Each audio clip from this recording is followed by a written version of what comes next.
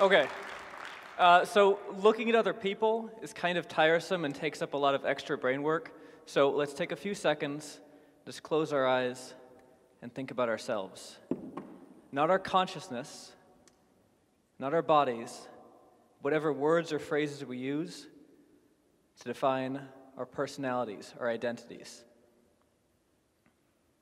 Now, keeping our eyes closed, let's imagine a giant turtle with 7 wings and 2 heads and glowing orange scales.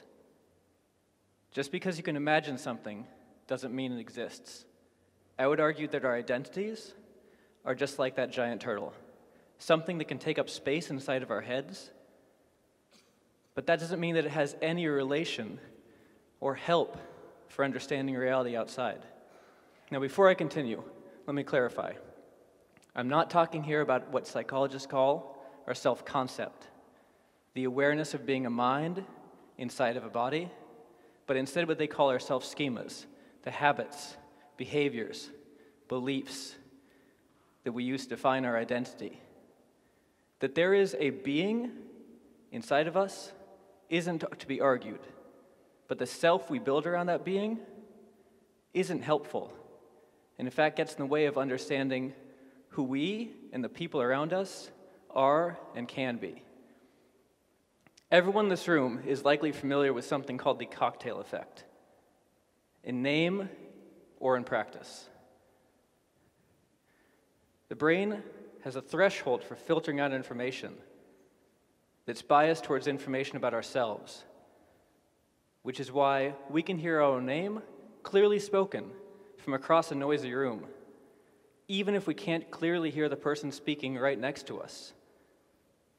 Our genes quite naturally program in us an instinct for self-preservation, which leads to having an instinct for self-importance, for believing that our own opinions and biases and beliefs are more likely than not true.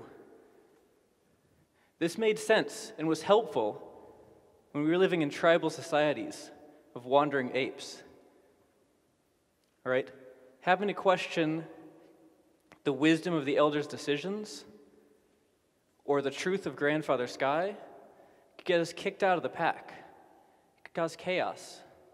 But at this point in human history, it does more harm than good. Let me explain why. The brain processes emotional pain using the same chemicals and the same neural pathways that it uses to process physical pain. And one great and common cause for emotional pain is having an existential crisis, having to question your own identity. Neuroscientists Kaplan and Harris recently did a study where they found that when viewers were presented with information that goes against someone's strongly held political or religious beliefs, it activated the parts of the brain corresponding to self-identity and to negative emotions. In their words, the brain lit up the exact same way as if the viewer was being attacked by a bear. And the most common of these reactions isn't fear, it's anger. Anger acts as a painkiller. It helps numb that anxiety we feel when we have to question our identity. Anger can be habit-forming. Anger can lead to people feeling too controlling. If you strongly identify as a fan of Indian food, you might feel anger when you have to empathize with why someone you know doesn't like Indian food. If you strongly identify as male, you might subconsciously feel frustration and anger when trying to empathize with someone of a different gender identity. This doesn't need to be conscious. This is just how the brain's operating system works. It's how we're programmed. An Italian neuroscientist recently did a study where he had people talk about how their skin color defined them.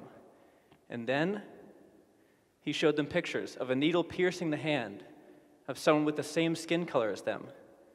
The subjects felt anxiety, fear, nervousness. But when it was the hand of a skin color different than theirs, they felt relief, sometimes even pleasure. These weren't people who were consciously identifying as racists. These were just people who were thinking about themselves as white or black or brown. When they saw the needle pierce the hand of someone with purple skin, they didn't feel that relief. They felt anxiety still, probably because we don't see purple as being an identity in the same way that we see black or white or brown. Now,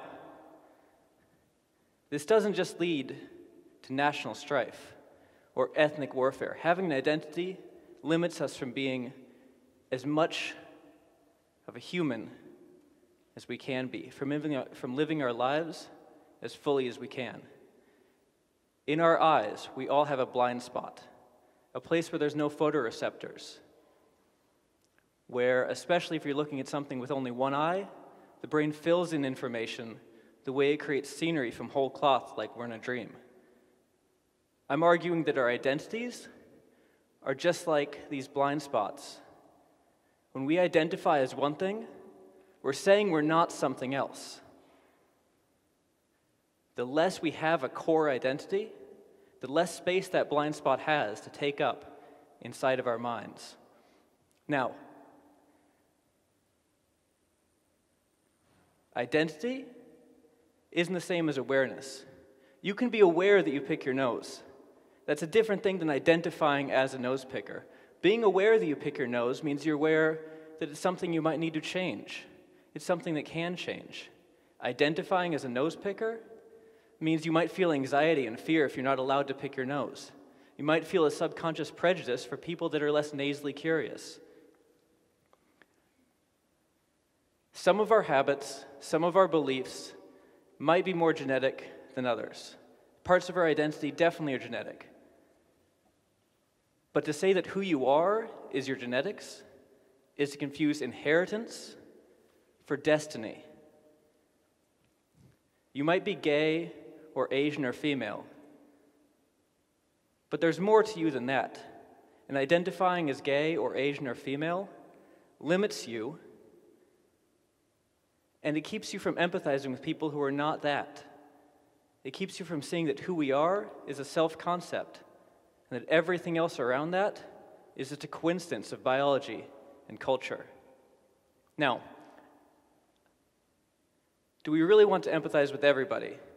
This guy here is Nigerian terrorist Abubakar Shekau. Do we really want to empathize with him?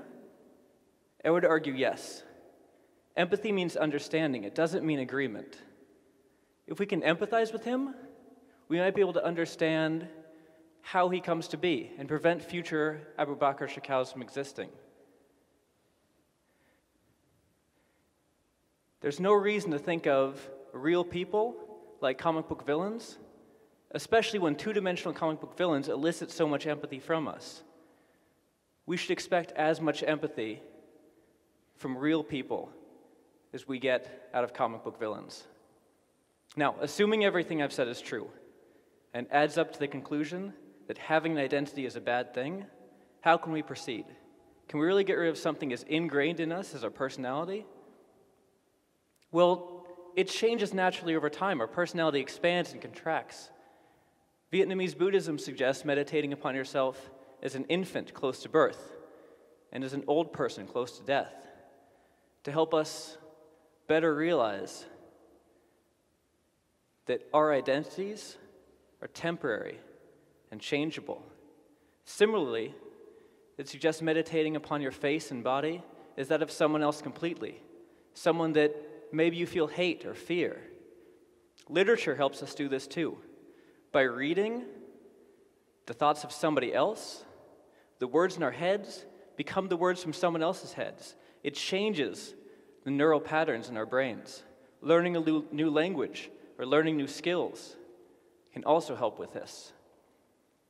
They rewrite the pathways in our brain, making new paths for the world to come in. Consciousness researcher Susan Blackmore doesn't use the term identity or personality. What she calls our self-schemas is a memeplex, a complex system of memes, of ideas that change over time. And the less we hold on to and define ourselves by a single meme, a single idea, the more we're willing to change out, the more different ideas we might have, the more of an us there is. Language, literature, and learning can all help us transcend the limitations that identity places upon us. The human mind can conceive of infinity. There's no reason not to let the self be equally infinite. Thank you.